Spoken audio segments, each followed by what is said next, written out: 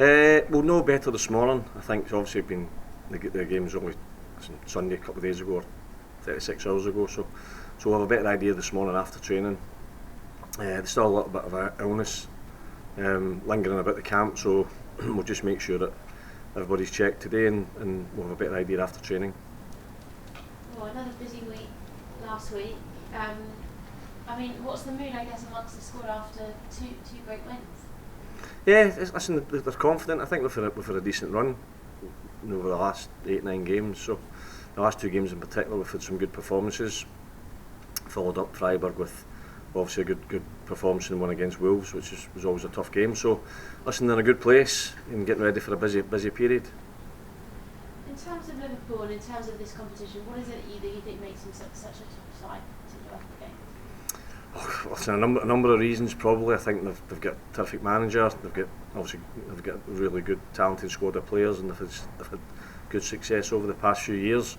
Going to Anfield is going to be real difficult, as it always is.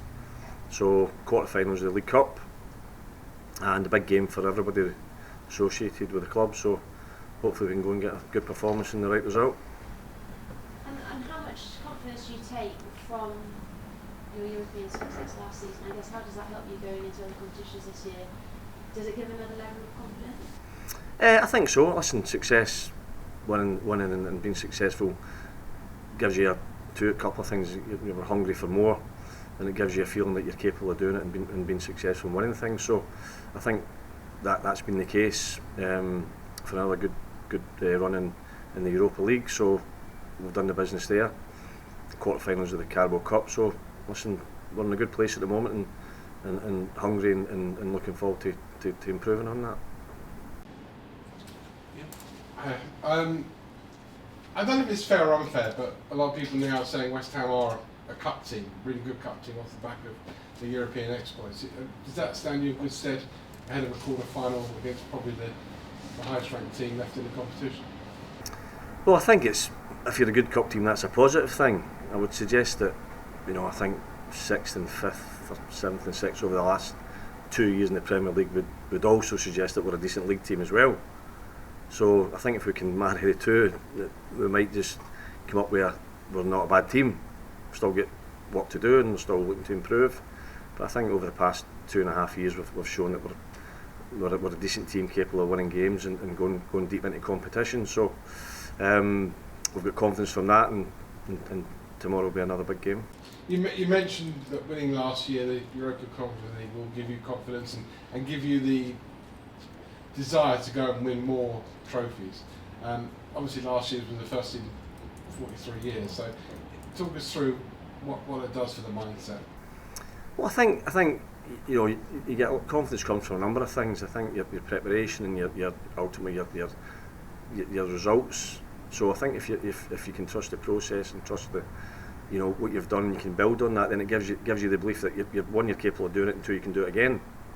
So I think that's probably where we're at in terms of the as a club and the squad and the players and the staff. We've got some good players here, international players who've had good success, who've won things in their career at other clubs, so they're used to it. And that's what, when they came to West Ham, and that's what we know they're going to bring at times. So that, amongst other things, hopefully gives us a good recipe for success. And does that give you the mindset, because West Ham have got an awful record at Anfield, doesn't it? Any club to have an awful record at Anfield, but they've only won there twice in 60 odd years. Does that give you a different group of players, but it's obviously a difficult place to go? Well, I think that's the overriding fact. It is a really difficult place to go, and if it was the same group of players that had been here for the last 60 years, I think we'd be in trouble. So, new group of players going up there, and no reason to go there with any trepidation or any real mindset of, other than the fact that one, it'll be a tough game, two, we need to play well to win the game.